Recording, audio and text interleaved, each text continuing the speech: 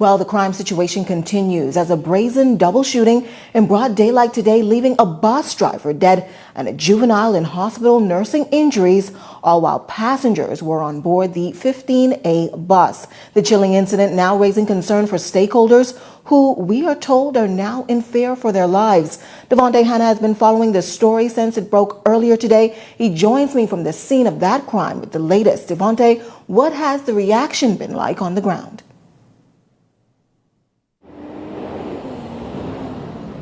Yes, well, Janae, it's being called a shock by the wider community, but more specifically the public transportation community.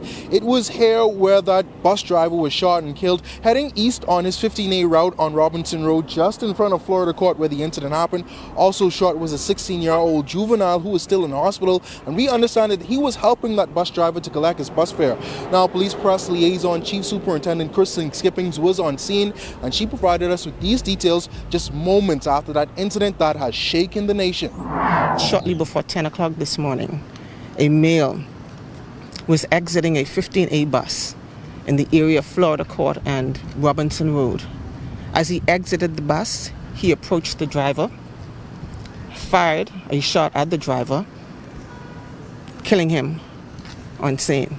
The bus still with its open sign in the windshield, and the victim moments after the incident sitting in the front seat bloody.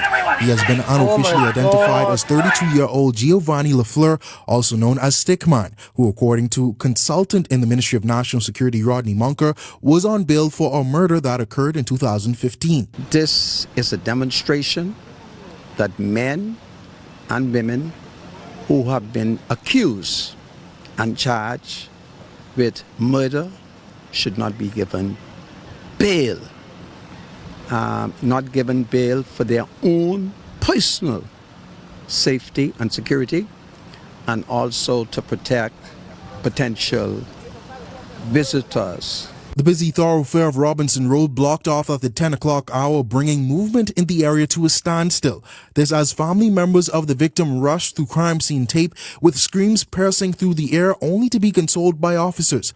The dramatic incident believed to have happened in front of a group of students. This now raising concern for the public transportation community, who say their lives and the lives of their passengers are now at risk. Seemed like after a certain hour, the street seemed to be left to itself to some degree.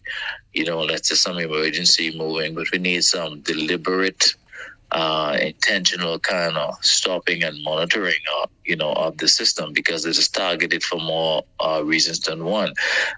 In some situations where it is not the driver, it's also a situation between passengers, or some outside element, to a passenger that may be on board. Bus drivers have in the past complained about armed robberies, but never a murder, according to Moxie. And as a result, Skipping says police are monitoring the situation closely as well. That will be taken up at a higher level yet to determine whether or not it will call for police officers to now also be on public service transportation. Now, scenes like this, according to residents, are becoming all too familiar, having to see family members rush to the scene to find that their loved one was shot and killed. But what could be the possible solution to ending this war on crime as the nation's total murder count reaches to 103?